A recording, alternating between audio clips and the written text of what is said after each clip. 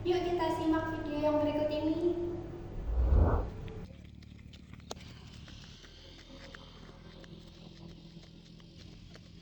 Rin, bentar. Capek, istirahat bentar ya.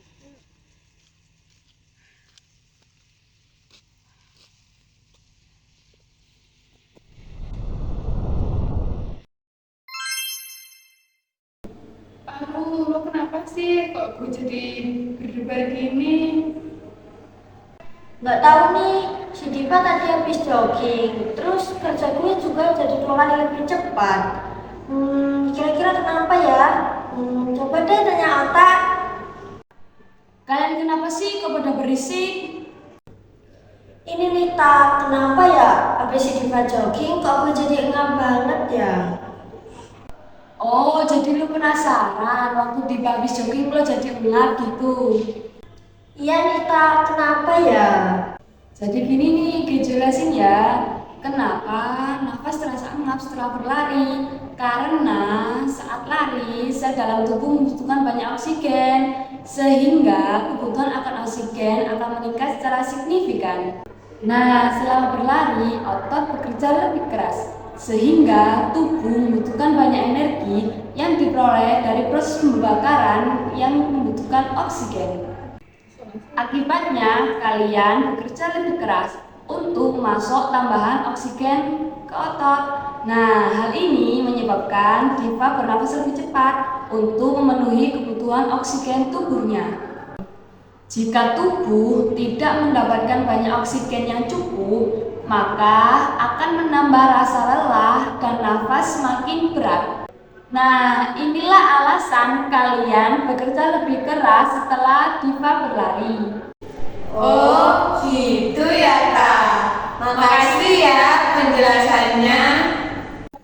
Setelah menyaksikan permasalahan yang sebelumnya, lalu apakah kalian memahami bagaimana mekanisme dari pernapasan kita? Oke, kalau begitu mari kita langsung saja mempelajari bagaimana mekanisme dari pernapasan kita. Sebagai makhluk hidup, kita memerlukan oksigen untuk bernafas. Oksigen tersebut memasuki tubuh kita melalui organ-organ sistem pernapasan. Tugas dari sistem pernapasan yaitu memberikan oksigen di dalam sel-sel yang ada di tubuh kita. Karena kalau tubuh kita tidak bisa menghasilkan oksigen sendiri, oksigen masuk ke dalam tubuh kita saat kita bernafas. Lalu, apa sih itu bernafas?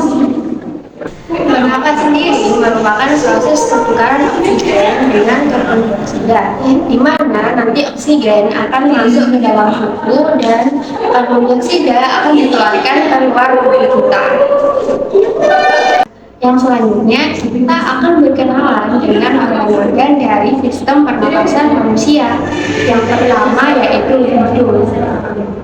Ketika kita menghirup udara, organ sistem pernafasan pertama yang dilalui yaitu organ hidung. Di dalam hidung ini terdapat bulu-bulu halus dan mukus atau lendir. Bulu-bulu halus dan lendir ini bertugas menyaring kotoran yang ikut masuk bersama dengan udara. Selain itu, hidung juga berfungsi untuk melembabkan udara yang masuk, sehingga udara yang kita hirup tidak terlalu kering. Lalu organ yang kedua yaitu ada faring. Setelah udara masuk melewati hidung, udara itu akan melewati tempat yang namanya faring. Bayangkan ini seperti persimpangan jalan, di mana satu menuju ke lambung melalui kerongkongan dan satu lagi menuju ke paru-paru. Di persimpangan jalan ini terdapat semacam pintu kecil yang namanya epiglotis. Saat kita makan, pintu ini akan menutup rapat agar makanan yang kita makan tidak salah jalan dan masuk ke dalam paru-paru. Lalu organ yang ketiga yaitu laring. Organ selanjutnya yaitu laring atau pangkal tenggorokan. Laring ini seperti kotak suara, di mana kotak suara ini terbuat dari tulang rawan yang lentur dan mempunyai kemampuan untuk membuka dan menutup. Di dalam kotak suara ini terdapat pita suara yang bergetar saat kita bernyanyi dan berbicara. Selain itu, laring juga berfungsi sebagai penjaga pintu antara mulut dan paru-paru. Sehingga saat kita menelan, laring akan menutup rapat agar makanan tidak masuk ke dalam paru-paru. Organ yang keempat yaitu ada trakea atau batang tenggorokan. Organ selanjutnya yaitu trakea. Trakea adalah jalan utama udara dari mulut atau hidung menuju ke paru-paru. Trakea dilapisi oleh lendir yang lengket. Lendir ini berfungsi untuk menyaring debu, kotoran, dan kuman yang ikut terhirup saat kita bernafas. Trakea juga memiliki rambut-rambut halus di dalamnya yang disebut silia. Silia ini akan mendorong lendir mengandung kotoran menuju ke mulut, sehingga kita bisa membuangnya. Lalu yang kelima ada organ yang bernama bronkus atau cabang batang tenggorokan. Organ selanjutnya yaitu bronkus. Bronkus adalah percabangan dari trakea yang menuju ke paru-paru kanan dan kiri.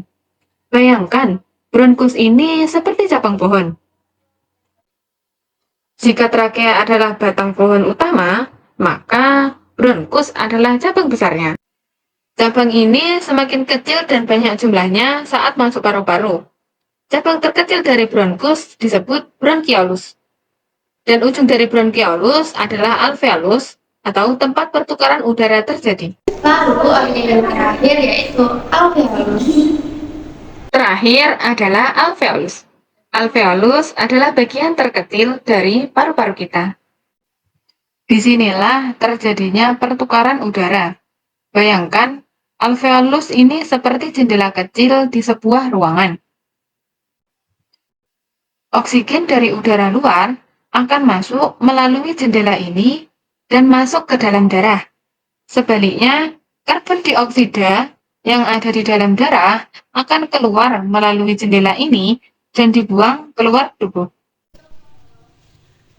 Jadi, kesimpulan kita pada materi kali ini yaitu ketika kita bernafas, organ yang bekerja di dalamnya yaitu meliputi rongga hidung, lalu faring, lalu laring, trakea, bronkus, dan alveolus.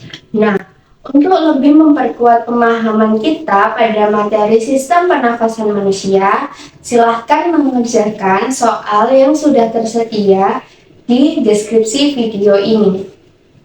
Kita telah mempelajari tentang sistem pernafasan. Apakah ada yang ingin ditanyakan lebih lanjut?